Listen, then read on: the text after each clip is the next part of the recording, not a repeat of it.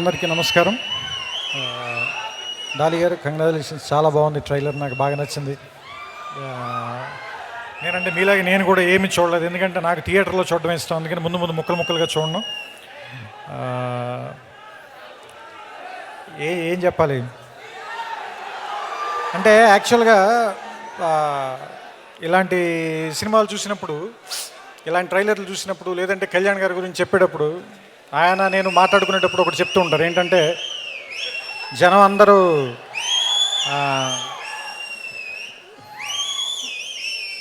ఒకడెవడో వస్తాడు, వాడు వచ్చి మనందరికీ న్యాయం చేస్తాడు అని అనుకున్నప్పుడు, వాళ్ళు నా వైపు చూసినప్పుడు నాకేం గర్వంగా అనిపించదు. ఎందుకంటే ఇంకా ఎవడో ఒకడు వచ్చి న్యాయం చేయాల్సిన పరిస్థితుల్లోనే జనం ఉన్నందుకు బాధగా అనిపిస్తుంటుంది. సో అలా ఎవరి కోసం వేచి చూడకుండా ఉండే రోజు రావటం కోసం ఎప్పటి నుంచో కొన్ని వందల సంవత్సరాల నుంచి, వేల సంవత్సరాల నుంచి చాలామంది ప్రయత్నిస్తూనే ఉన్నారు.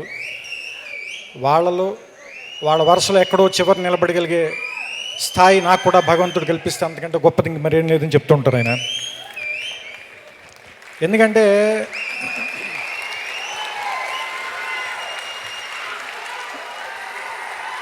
చాలామందికి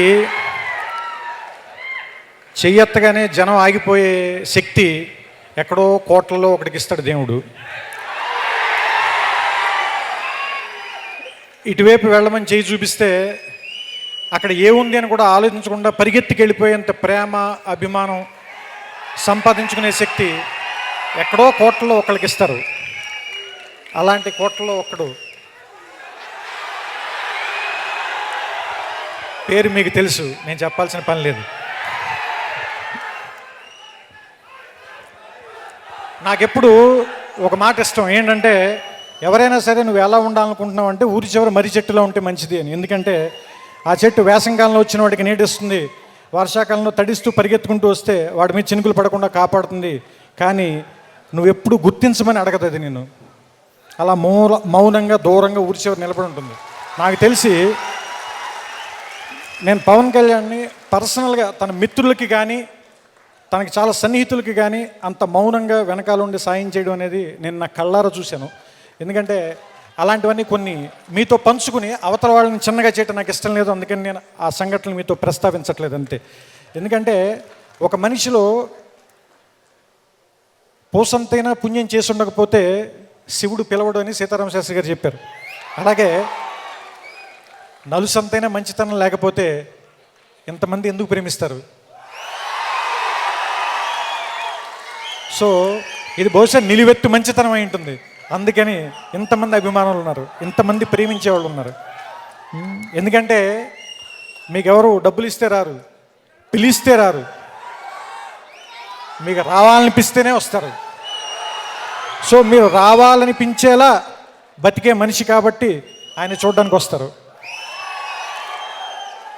సో ఈ కాటమరాయుడు అనే టైటిల్ పెట్టినప్పుడు నాకు ఎందుకు ఆనందం అనిపించిందంటే, ఈ పాట నా సినిమాలో అత్తారింటి దారేదిలో ఉంది కాబట్టి అదొకటి బాగా నచ్చినటువంటి అంశం. ఎందుకంటే ఇప్పుడు ఆవిడ చెప్పారు కదిరి నరసింహస్వామి, ఇందాక నేను కళ్యాణ్ గారు అదే మాట్లాడుకున్నాం. ఎందుకంటే ఆయన అనంతపురంలో సభ చేసేటప్పుడు నాకెందుకో ఎక్కడి నుంచే నిలబడాలి అని చెప్పారు.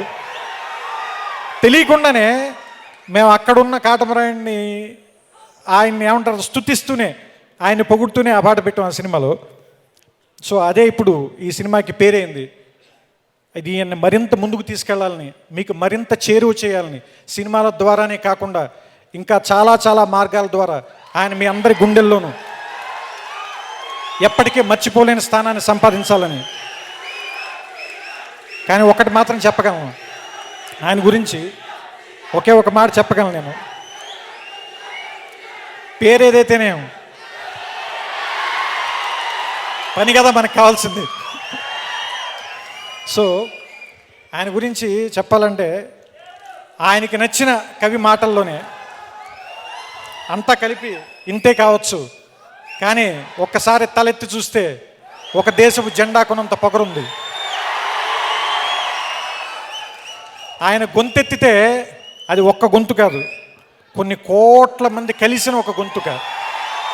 ఆయన ముందుకు నడిస్తే అది ఒక్క అడుగు కాదు, చాలామంది కలిసి నడిచే ఒక అడుగు. సో ఆయన చేసే సాయం ఒక చేతి నుంచి వచ్చింది కాదు, కొన్ని కోట్ల మంది మీ అందరి చేతుల నుంచి కలిసి వచ్చింది. అందుకే దాని స్థాయి ఏదైనా కూడా చాలా పెద్దగా ఉంటుంది. సో ఆయన ప్రేమ, మీ అందరి అభిమానం మరింత ముందుకెళ్ళాలని, అది చాలా రకాలుగా సేవ రూపంలో మారాలని మనస్ఫూర్తిగా కోరుకుంటూ నమస్కారం. సుబ్బు, నీకు తెలుసా నాకు ఎర్లీ మార్నింగ్ ఒక కల వచ్చింది. ఏమని? నువ్వు నన్ను జ్యువెలరీ షాప్కి తీసుకెళ్ళి వడ్డానం కొనిచ్చావంట. ఏ టైంకి? గుర్తులేదు సుబ్బు, 5 అనుకుంటా. అదే మరి 5కి మీ బాబొచ్చి బిల్లు కట్టినట్టు నాకు కాల్ వచ్చింది.